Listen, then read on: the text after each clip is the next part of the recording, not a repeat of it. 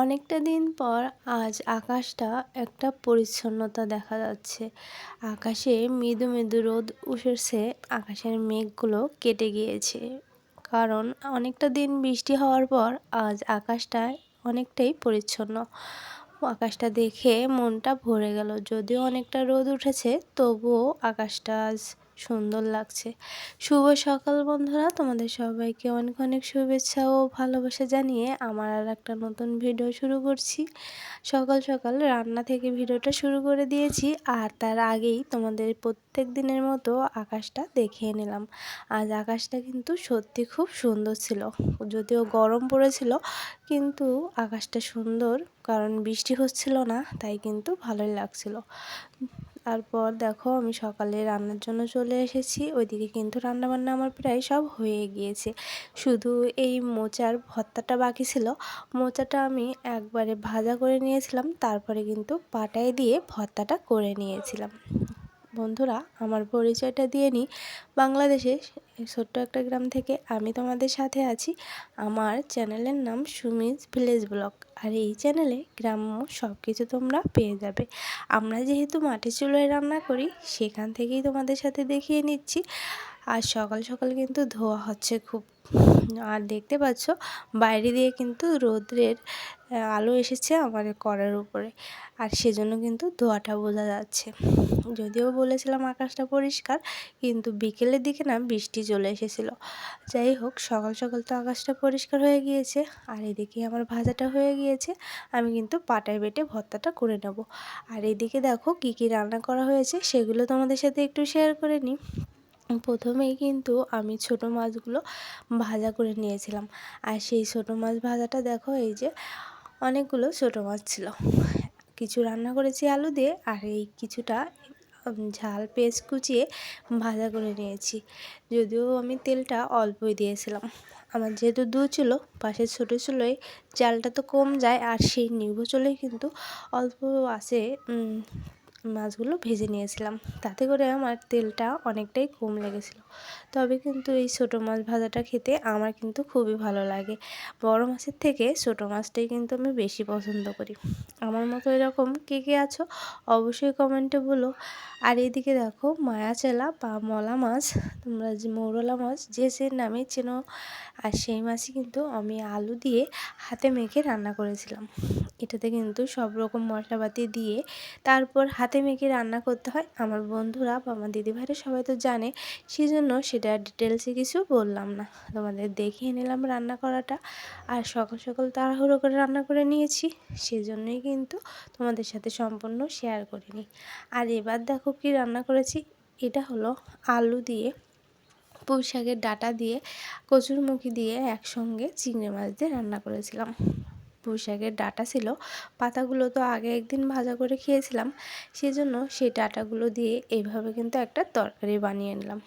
এখন যেহেতু আমাদের এদিকে বৃষ্টির জলে সব কিছু তলিয়ে গিয়েছে, সেজন্য কিন্তু তরি তরকারির কিন্তু অনেকটাই সংকট।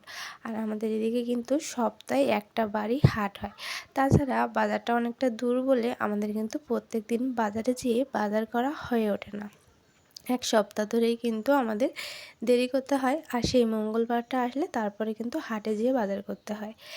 তারপরে দেখো এই যে ভাত, এক হাঁড়ি ভাত, আমরা যেহেতু দুই সাজের ভাত একসাথে রান্না করি, সেজন্য কিন্তু এক হাঁড়ি ভাত। আর তাছাড়াও এই ভাত কিন্তু আমরা হাঁস মুরগিকে গুঁড়ো দিয়ে দিয়ে থাকি, সেজন্যই কিন্তু এই একটা হাঁড়ি ভাত আমাদের লাগে।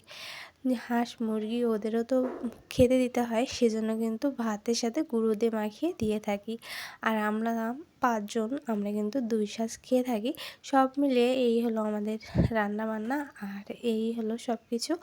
এখন সকাল সকাল রান্নাবান্না শেষ হয়ে গিয়েছে, এখন কিন্তু 9টা মতো বেজে গিয়েছে।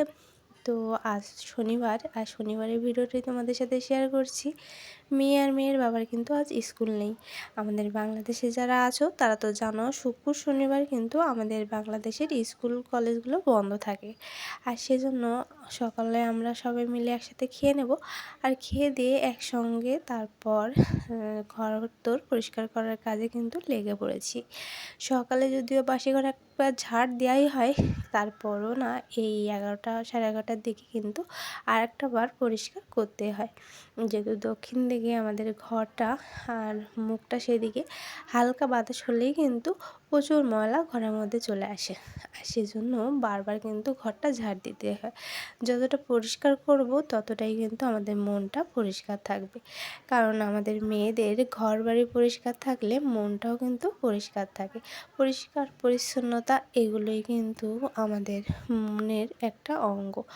যাই হোক, আমরা সবাই চেষ্টা করি আমাদের সংসারটাকে, ঘরটাকে পরিষ্কার পরিচ্ছন্নতার মাধ্যমে রাখতে।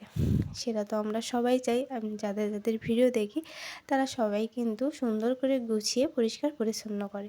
যদিও আমার ঘরে তেমন কোনো আসবাবপত্র নেই, তবুও টুকটাক যা থাকে সেগুলোই কিন্তু গুছিয়ে রাখার চেষ্টা করি। আর এই যে দেখো কতটা ময়লা হয়েছে। মেয়ে যেহেতু বাড়ি আছে সেহেতু ও ময়লা করতেই থাকে। তারপরই ঘরটা কিন্তু মুছে নিচ্ছি। প্রত্যেক দিনই টুকটাক মোছা হয়, তবে শেয়ার করা হয় না। আজ কিন্তু তোমাদের সাথে মোছাটাও শেয়ার করে দিচ্ছি। আসলে দাঁড়িয়ে দাঁড়িয়ে মুছতে হয়, বা অনেক সময় করি কি ঘরে বসেই কিন্তু হাত দিয়ে মুছে নিই। সবসময় যে যেরকম পারি তখনভাবে মুছে নিই। সেজন্য আর মোছাটা শেয়ার করা হয় না, কারণ মোছাটা মনে করলেই মুছতে থাকি।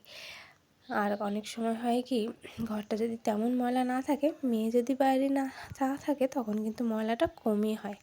তখন কিন্তু অত ঘর মোছা লাগে না। আর মাঝে অনেকটা বৃষ্টি গিয়েছিল, সেই সময় কিন্তু ঘরটা অত মোছা হয়নি। আর তারপরে দেখো আমাদের সব বড় কাজটা করে নিয়েছি। আমার যে টাইটেলটা দিয়েছি সেই বড় কাজটা হলো ফ্রিজ পরিষ্কার করা। আর এই ফ্রিজটা এতটাই ময়লা হয়েছিল যে পরিষ্কার না করলে মনটা এত কষ্ট হচ্ছিল, মনে হচ্ছে কখন পরিষ্কার করব। আর দেখো কতটা বরফ জমেছিল। এই মনে হয় 15 দিনের মতো কিন্তু এই ফ্রিজটা পরিষ্কার করা হয়ে ওঠেনি। আর সেজন্য এতটা বরফ জমেছিল। যখনই ড্রয়ার টান দেওয়া হতো তখনই কিন্তু এভাবে থাম বরফ ভেঙে পড়তো। আর এই বড় কাজটা করবো বলে অনেক দিনের থেকেই চেষ্টা করছিলাম। আর আজ কিন্তু সবাই মিলে ফ্রিজটা পরিষ্কার করে নিলাম। সবাই মিলে বলতে তোমাদের দাদাভাই, আমি আর মেয়ে। আর এই যে দেখো ড্রয়ারগুলো সব বের করে নিয়েছি। আর ভিতরের বরফগুলো কিন্তু বরফ কাটার চামচ দিয়ে ভেঙে ভেঙে গামলায় কিন্তু নিয়ে নিয়েছে।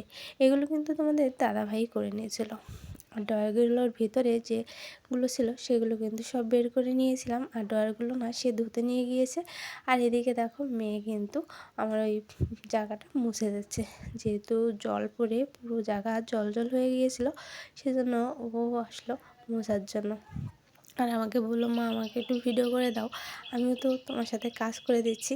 তো বললাম আচ্ছা ঠিক আছে, তুমি তাহলে মোছো, আমি তোমার ভিডিও করে দিই। আর এদিকে দেখো ফ্রিজের একটা পুরো কিন্তু ডোহারটা ভরা থাকে আমের, মানে কাঁচা আম কেটে টোপলা টোপলা করে কিন্তু উপরের ড্রয়ারটা ভরা থাকে। আর সেইগুলোই কিন্তু ওই যে দেখতে পাচ্ছ পলিথিনের ছোটো ছোটো প্যাকেটের ভিতরে কিন্তু ওগুলো সম্পূর্ণ কাঁচা আম। সারা বছর কাঁচা আম টক খাওয়ার জন্য কিন্তু এভাবেই আমরা সংরক্ষণ করে রাখি। আর ওই গামলাটায় কিন্তু যত রকম মাছ মাংস যা যা ছিল সবগুলো কিন্তু ওই গামলায় রেখে দিয়েছি। আর এই গামলায় মাছ মাংস তরকারি যাই ছিল সব কিছু কিন্তু রেখে দিয়েছি। আর এবার সম্পূর্ণ ড্রয়ারগুলো ভালো করে ধুয়ে মাজে নিয়ে আসতে গিয়েছে।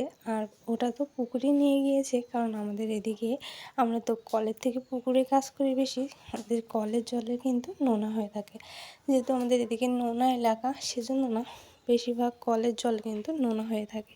আর ওই নোনা জলটাই কিন্তু কাজ করতে খুবই অসুবিধা হয়ে পড়ে। কাপড় চোপড় কাচলেও না পরিষ্কার হতে চায় না, কারণ অনেকটা আয়রন থাকে। আর সেজন্য না বেশিরভাগ আমরা পুকুরে কাজ করে থাকি। আর ওদিকে আমাদের রাস্তার সাইডে একটা গাং মতো আছে, সেখানেও কিন্তু আমরা মাঝে মাঝে কাপড় চোপড় কেচে থাকি। মোট কথা কল বাদে সব জায়গায় কিন্তু আমরা টুকটাক কাপড় চোপড় ধোয়াপালা করে থাকি। এটাই তো আমাদের গ্রামের একটা বৈশিষ্ট্য। যদিও সব বাড়ির কল আছে, কিন্তু কলের জলটা ভালো হয়ে হয় না।